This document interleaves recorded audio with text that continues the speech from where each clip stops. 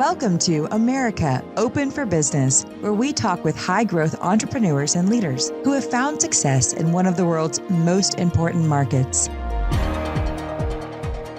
Hi, everybody. This is Cameron Heffernan. I'm the host of America Open for Business, and I am excited for our show today. It's in our Founders and Owners series.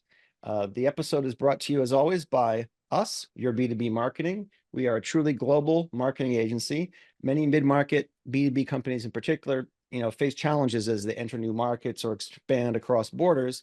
So we're here to help with the end-to-end marketing strategy through execution, and that enables our clients to be free to focus on customer growth. Discover how we can drive your expansion by visiting our site, yourb2bmarketing.co, not .com. Past guests on our show have included Brian Smith, the original founder of UGG, the sheepskin boots and footwear from Australia, as well as Ben Tija, founder and CEO of Earthly Wellness, a $20 million plus direct-to-consumer e-commerce brand that's trying to change healthcare naturally. And before I introduce today's guest, who I'm very excited to welcome to the program, I wanted to give a shout out to Noah Tetzner of Rise 25, who helps me with these production for these podcasts and the whole format, who introduced me to Steve to come onto the show today, and I appreciate that. Steve Taplin is the CEO of Sonatify Technology, a premier nearshore software development company specializing in top-tier software engineering services. Steve Taplin, welcome to America Open for Business. Cameron, thanks for having me. I'm excited to be here. Great. I usually start the show with a simple question, and I'll do the same with you today. How does Sonatify help people? Our business model is revolved around helping companies do custom software development in both cloud and mobile environments. I'm a huge believer that to differentiate yourself in business to your clients, the experiences of your team members, your partners, that it's very hard to differentiate yourself without building custom software to make your process more efficient, to make that end user experience better, and to stand out. And that's what our company does, is either help companies build custom software development from scratch, or getting involved with their existing software development teams to give them additional resources to reach different milestones. And the key niche of our company, we are headquartered in the US in Scottsdale, Arizona, and we employ full-time, fully bilingual, senior level engineers out of Latin America, where they're providing same time zone support to companies. And in the software development world, as complex as it's gotten, it can be very difficult to work with resources that are not on your same time zone or do not speak English, because you have the constant collaboration is needed to make custom software effective. Mm-hmm. And I had the experience personally. My first virtual assistant was in the Philippines, and she shifted her day to be working with us in real time. And it was a challenge. It was a challenge culturally. I think understanding was difficult. She should have been sleeping when we were meeting and talking and collaborating. I then shifted about, I don't know, maybe 6 months ago to a VA who's based in Rio. Natalie actually will be editing this podcast when we're done. And she's been fantastic. Her English is incredible. Her work ethic is fantastic. She really seamlessly joined our team. And I think, the time zone, it just sounds like a simple element, but in my experience, it's been huge. Is that what your clients share with you? Absolutely. Nearshore software really emerged in around 2015, 2016. Originally, large tech was taking advantage of it, setting up software development centers in Costa Rica. It's continued to grow. And with the pandemic, I would say prior to the pandemic, most people, most software engineering CTOs, CIOs had probably not heard of nearshoring for software. And as the pandemic hit and everybody was forced to work remotely, it really opened up the floodgates and increased in popularity.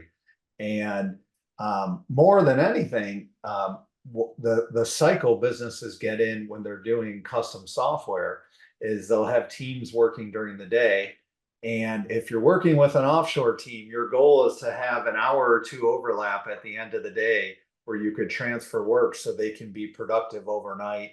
You wake up, rinse and repeat. And the problem is that's not how custom software development works anymore. You need constant interaction. You need instant answers. You need collaboration in order for it to be successful. And so that's where the same time zone really emerged as a key thing.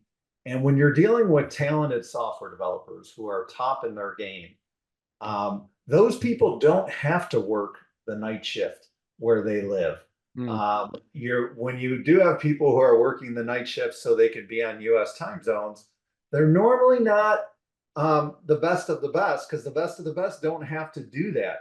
And as you mentioned, Cameron, that's very disruptive to your lifestyle if you're working nights, to have your family life and your personal work-life balance. And so that's where we found Latin America, where resources are natively on the same time zone, where cultural differences are closer aligned to how we are in the US, has been a great thing for accelerating software development projects. Yeah.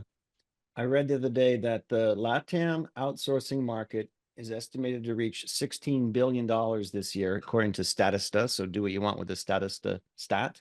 But I'd like to ask you, what do you see the potential of this market? It's quite new too, I would say. I think COVID indeed was a big catalyst to this. Where do you see this going in the future? What's the potential? I think as software development continues to evolve, same time zone resources and so this is geared towards US based companies. If you are located in Europe, or nearshore to you is going to mean something different than nearshore to US based resources and US based companies. But we've continued to see high demand. Everybody right now is forced to do more with less. AI has been phenomenal, and how the acceleration of that has come over the past 24 months. It's my belief it'll never replace software developers, at least not in my lifetime. But I think it will help software developers be more productive. And so I continue to see this track grow, and nearshoring from a US perspective continuing to be a key strategic component for companies building software. Interesting. And on the AI front, I guess what you said for your world of dev and maybe even QA, different elements on the full stack, also applies to what we do: marketing, content creation. It's never going to replace someone. It's never going to fully remove that need. But if it can cut 20% out of a workload, or help us be 15-20% more efficient, that is a win. And that is a win that you can use to then take those resources and allocate to other areas. And the more scalable that is, the more interesting that becomes as a business strategy. I agree wholeheartedly. And for everything from marketing to sales to it's been a great thing. And when you get on the development side, you start to have issues that you can't just upload your code into ChatGPT and ask it for its advice, because now you just made your code public. And a lot of large companies have their own large language models where that data is secure, but the average small to medium-sized company doesn't have that. And so in the development world, you have to be very careful of what you're putting into these tools and how you're putting it in, because you got to protect your IP. We've dabbled a bit with making a custom GPT, and it does allow you to streamline some of that. You always have that concern of where's this information going, where's it going to be received, but it's a nice way to you have a good starting point, not have to recreate prompts or information about yourself as an agency or your clients each time. We are doing a lot of creative and innovative things from an AI perspective. And as a B2B marketing company, I think you'd appreciate this. AI is a buzzword. If you go on most companies' websites that have anything to do with technology, they'll probably list AI more than 50 times throughout their website. And what we find is the marketing team and the engineering teams are really not on the same page. Hmm. And we have a AI consulting practice that we focus on quick wins for clients, and we do a lot in the healthcare and life sciences area of taking patient data, taking drug reactions, and creating custom large language models and training those models Hmm. to help people with quick wins. And it's interesting, but over the past year, I have seen more CIOs and CTOs of companies 100 million in revenue and more get fired. And the number one reason is their boards, their investors are asking them to quantify their progress with AI. Mm. And let's face it, most outside of the technology world don't really understand what AI is, but they're looking for those wins and they're looking for those buzzwords. Yeah. And so that's definitely a hot area that we're focused on. Interesting. When you look at AI in particular, and you go back to a year ago, say, March or April of 2023, I don't know if you had this experience, but my experience was people, because my original background was as a journalist and I got into PR. I was a writer, a content creator, and a lot of people that I worked with in that world, whether they're clients or past colleagues, the feeling was a threat, particularly people who are older, a threat of they're going to my job's going to be at risk, going to be in trouble. And one element that I found interesting was with my overseas clients, that threat wasn't as evident. The English language wasn't as precious to them. It was a way to get work done and achieve things. Did you feel that threat, or maybe people that you on your team as developers, that, hey, this is going to be something that's going to put my job at risk? I've always been of the abundance mentality, and as more technology and advances are made, I always see those as opportunities as opposed to threats. Yeah. And it's interesting, but every large company has been technology company has been talking about AI since the late 90s, early 2000s. And as a lifelong tech guy, I have not been impressed with AI until the past 24 months. To the leaps that it has made, Yeah. is phenomenal. But like anything in any industry, you need to adapt or you die. And so you need to figure out how to make the best use of it and see them as opportunities versus threats. That's my mentality towards that. And how does this apply to our business? Is there an application of it that's going to be useful? Maybe it's just internally to save time and efficiency. If it is going to be client facing or outward facing, is that going to be something that's well received? Are people going to be okay with that? What are the potential, causes of friction that come from that, or issues that my client base may have if we're not transparent with how we're using this new, and it changes every day. Every time I log in and chat GPT to some new plugin or module or element there. I think more than anything, what people need to understand is you need to take the generative AI for what it is, and it could give you great ideas and a starting point. But some of the recent stats I've read in the Wall Street Journal are that right now most AI models, such as ChatGPT and Bard and the other large ones, are about 80% accurate.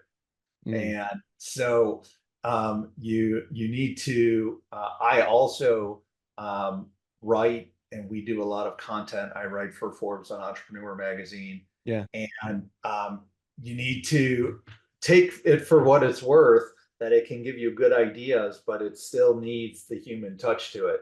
And so if you're presenting this data to clients, untouched, direct from the large language models, you definitely need to have caveats in there. Because to date, I haven't seen more than 80% accuracy. And it's interesting, but AI is, I describe it, and I'm an old guy. You think of Pac-Man, and Pac-Man, one of the original video games that just eats everything that comes to it. Yeah. And AI is gobbling data so much that it's projected by the end of 2025 that these AI models are going to run out of data.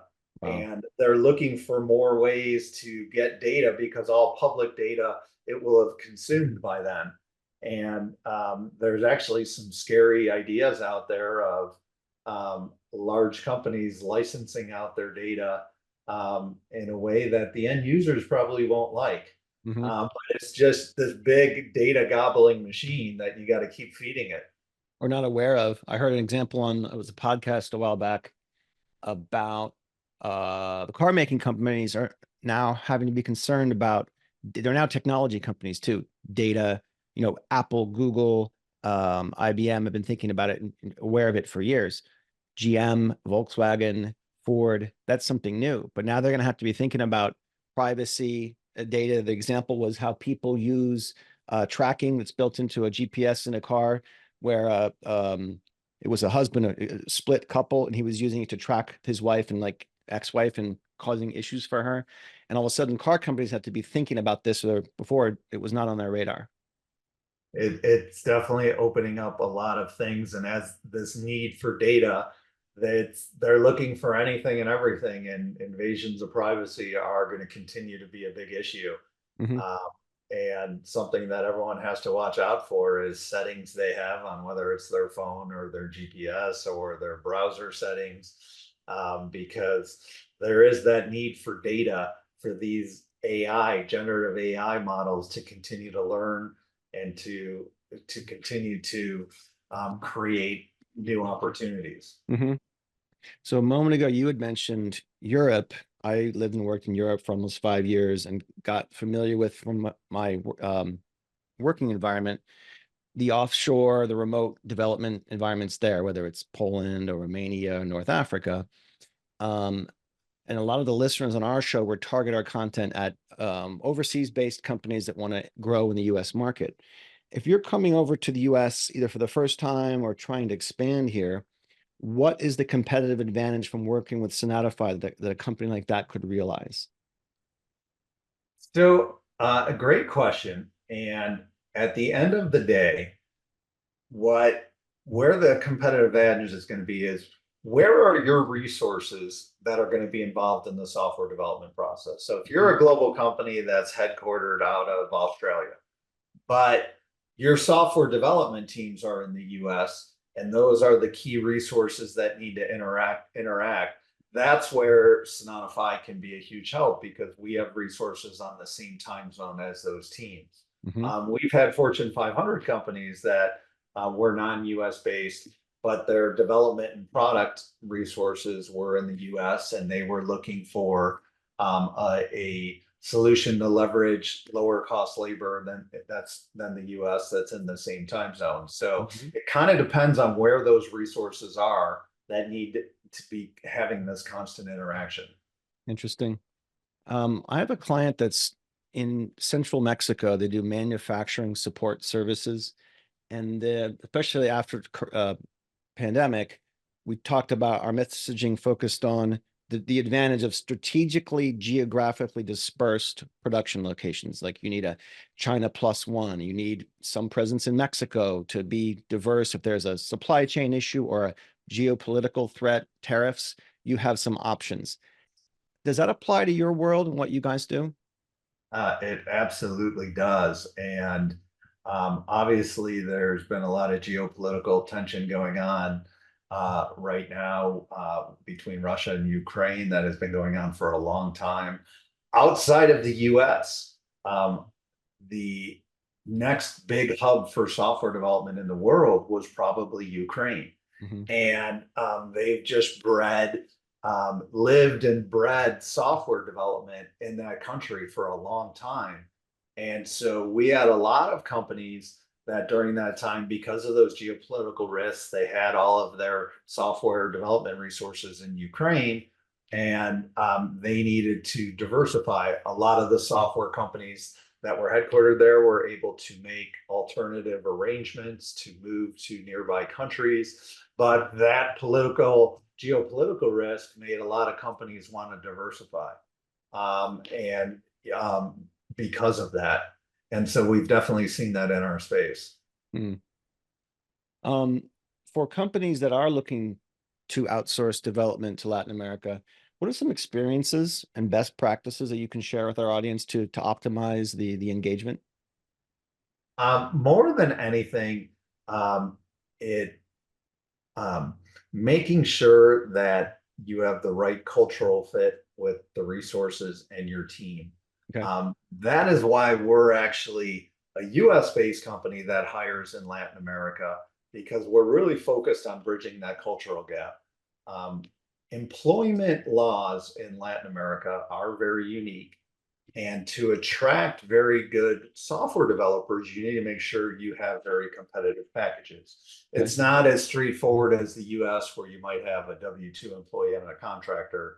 They're more complex in throughout Latin America, as many of them are socialized countries, and there are additional items that need to be of concern. So it can be very hard to hire direct in those markets without having a local presence to be able to do that. And so our company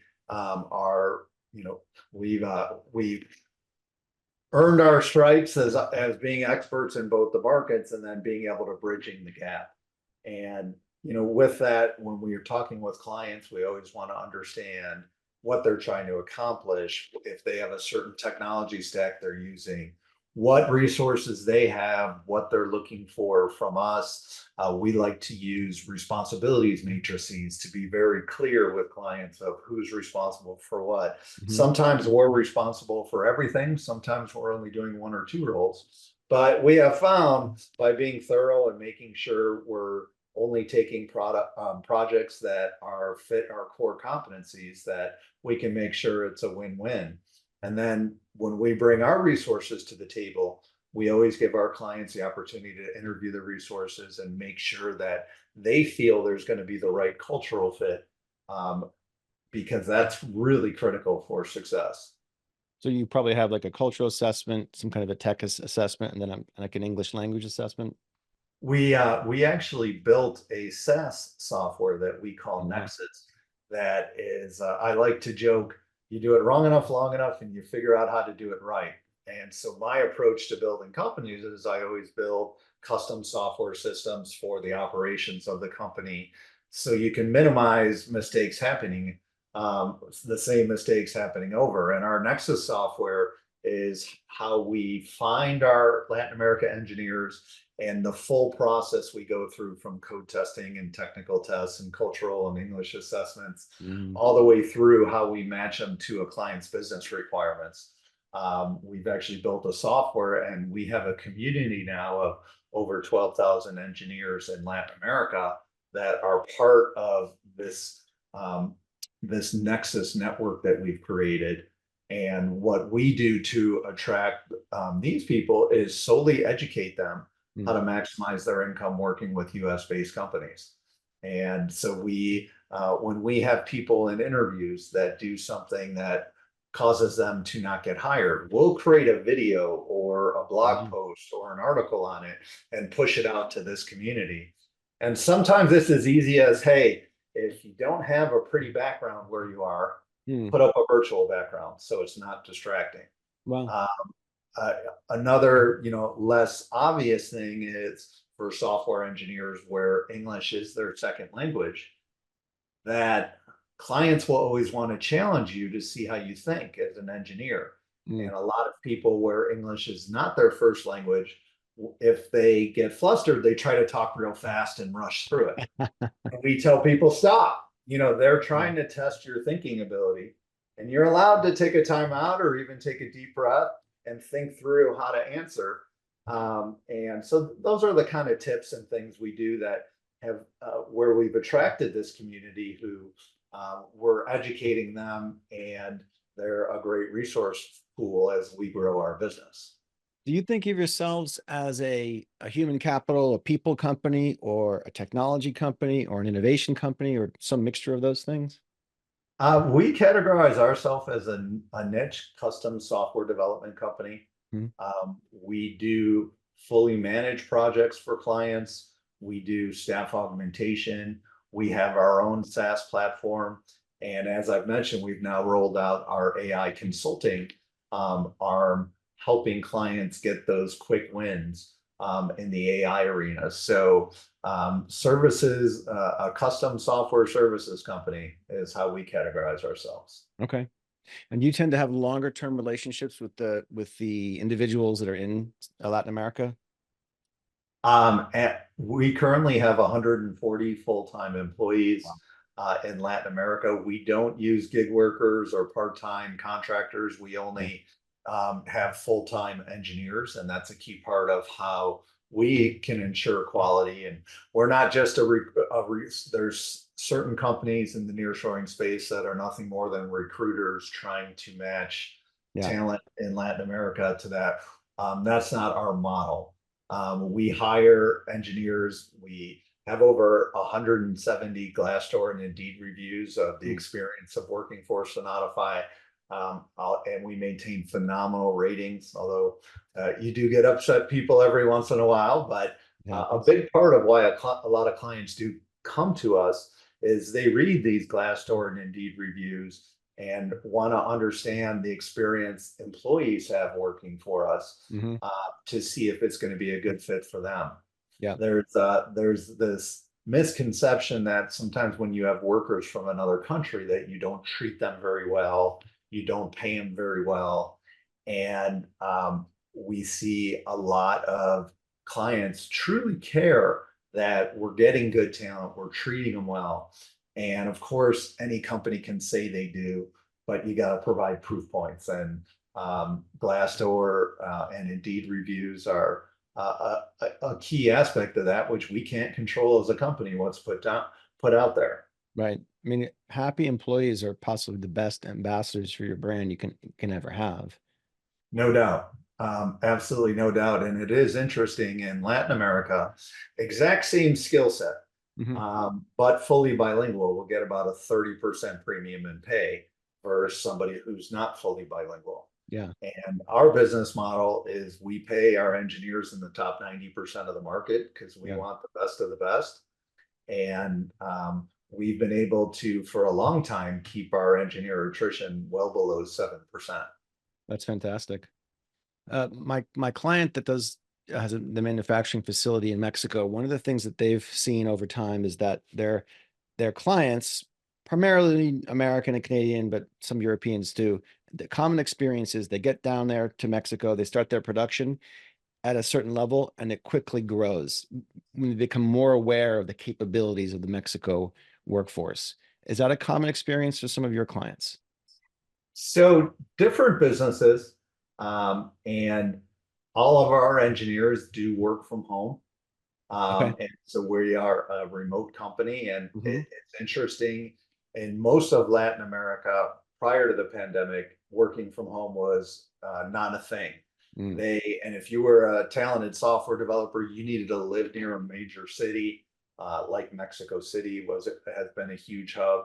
And the typical Latin America senior software engineer would often have to commute 1 to 3 hours each way to and from work. And so fast forward to the pandemic, our model being fully remote, I've never met more appreciative people to work from home. They work harder, they get more done, and they have a much better work-life balance. Yeah. And so we're in what we do and the model we have, it's hard to compare to a manufacturing facility because those are typically blue collar workers that you're trying to figure out the best productive way to maximize capability, where we're hiring college educated senior software engineers that are already working from home and ready to plug and play into projects. And we're very big on agile methodologies, but we do always adapt to our clients' best practices that they want to follow. Sometimes there's good reason for it, sometimes there's not. So we kind of edge our clients towards maximizing productivity through following good processes. I checked out your background before we talked, and it's quite an interesting one. I see that you had a couple stints at IBM, working in private equity.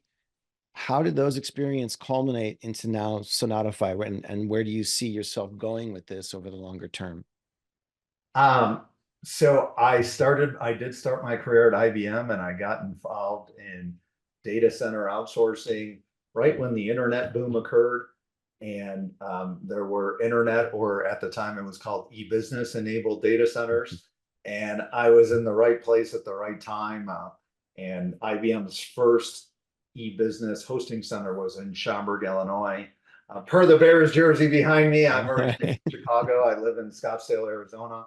So I had the unique experience of being on the data center floor of one of the first, are now known as cloud data centers, and got to really accelerate learning in that. I was able to get into sales and had a very, very good run selling complex internet outsourcing solutions. And that's when I decided the entrepreneurial route was for me. I would build companies by creating custom software to help it operating better, and focus on rapid growth and either sell it or move on to the next. Yeah. And I have done over 30 companies throughout my career. 2 have been wildly successful. Another 8 have been really good. And the other 20 were ones that needed to be pushed aside and moved on. Yeah. But the mix of corporate and entrepreneurial experience has been a big part of how I grow companies, what I focus on. And at the end of the day, I'm truly passionate about digital transformation, custom software development as the edge companies need to differentiate themselves in the market, and to be able to do that in the most cost-effective manner is really where my passion is. And Sonatify has been a huge growth company that we've barely scratched the surface. And in the next 3 to 5 years, I strongly believe that we will become a very well-known brand name. Fantastic. Well, I'm going to ask you, Steve, one last question. Before I do that, I'd like to direct people to check out Steve's website, sonatify.com. The content there is incredible. He's got a lot of rich resources. Steve mentioned being a writer for both Forbes Council program, as well as Entrepreneur, which a lot of good, rich takeaway there. Not all related to just software and offshore development, by the way, broad business topics, and a lot of resources about how to optimize your team and get the most out of your human capital. And my last question for you is, we're sitting down in 10 years and we're having a podcast interview at that time. What has happened to the Latin America software development offshore industry at that point? I view it will be as common, if not more popular, than the growth that India outsourcing took, as they were one of the first IT outsourcing markets that started in the 90s and have grown significantly. I absolutely believe that the Latin America market will continue on that same trajectory. And there's many different niches in IT. There's many different reasons why offshore versus nearshore makes sense. But specifically for the niche on the custom software development side, we're really passionate that that same time zone support is critical for success, and we see that continuing to grow. Yeah, just it's tough to beat that proximity, isn't it? I actually read an interesting article this morning how Salt Lake City, Utah has become a new Silicon Valley spot. Really? Because it's an affordable market and everybody keeps moving away from California because it's too expensive. Yeah. And so you're seeing a shift of where, even in the US, where top IT talent is going. And, you know, that affordability factor in Latin America, I think, will be a big factor on the growth. And enabling companies, you know, small mid-market companies, to compete more than they could with their bigger competitors, I think. Exactly. Yeah. Well, this has been America Open for Business. I'm Cameron Heffernan, and I wanted to say again, thank you very much to Steve Taplin, CEO of Sonatify, for joining us on the show. Thanks a lot, Steve. Thanks, Cameron. I enjoyed it. You too. Take care. Thanks for listening to the America Open for Business podcast. We'll see you again next time, and be sure to click subscribe to get future episodes.